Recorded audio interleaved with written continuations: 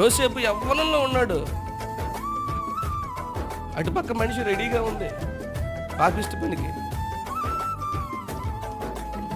ఎవరికి భయపడి? మన జీవితంలో దేవుడు అనే ఒక్క వ్యక్తిని తీసి పడేస్తే బతుకంతా పాపమే.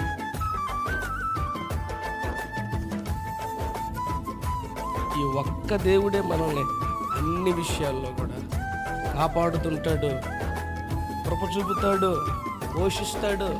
అన్నీ ఆయనే.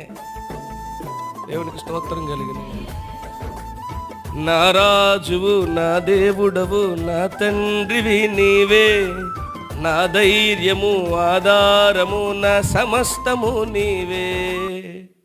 ఎవరో? సమస్తం ప్రభువే. ప్రభు నమ్ముకున్న వాళ్ళకి సర్వం దేవుడేనండి. ఇంక వేరే ఆధారం, వేరే దిక్కు, వేరే గతి ఉండవండి.